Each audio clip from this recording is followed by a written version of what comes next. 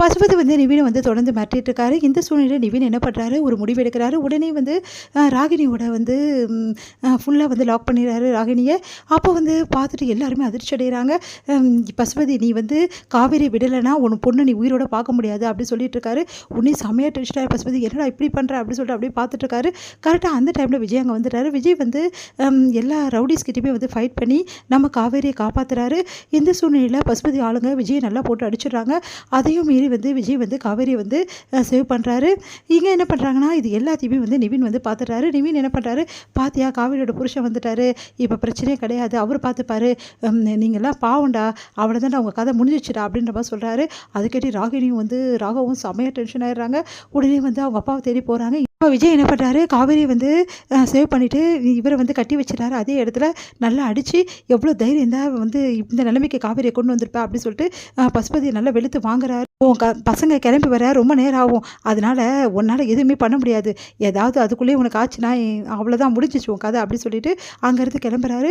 எவ்வளோ நேரம் காவேரி வந்து எழுப்பி பார்க்குறாரு. ஆனால் காவேரி எழுந்திருக்க மாதிரி தெரியல. அப்புறம் முகத்தை தண்ணி தெளித்து எழுப்புறாரு. அப்பவும் காவேரி வந்து மயக்க தெரியாமல் இருக்காங்க. காவேரி நல்லா அடிபட்டிருக்கு, விஜய்க்கும் நல்லா அடிபட்டிருக்கு. உடனே காவேரியை தூக்கிக்கிட்டு அங்கேருந்து விஜய் வந்து கிளம்புறாரு. அடுத்து வந்து காவேரி கிட்ட சொல்கிறாரு, நான் ரொம்ப பெரிய தப்பு பண்ணிட்டேன்டி, நான் உன்னை தனியாக விட்டுருக்கக்கூடாது, நான் ரொம்ப பெரிய தப்பு பண்ணிட்டேன், என் தாத்தா அப்போவே சொன்னார், நான் கேட்கல, நான் தப்பு பண்ணது ரொம்ப கஷ்டம், உனக்கு எவ்வளோ கஷ்டத்தை கொடுத்துட்டேன் உனக்கு அப்படின்னு சொல்லிட்டு ஃபீல் பண்ணுறாரு. உடனே காவேரி கண்ணை திறந்து பார்க்குறாங்க.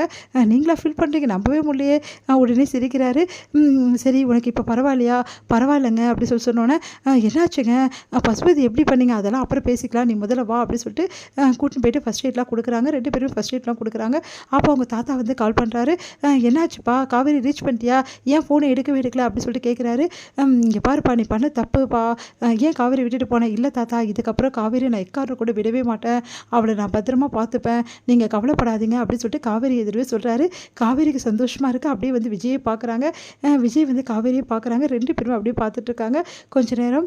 அடுத்து வந்து சரி உனக்கு வந்து இப்போ பரவாயில்ல, ஊருக்கு கிளம்பலாங்க அப்படின்னு சொல்கிறாங்க.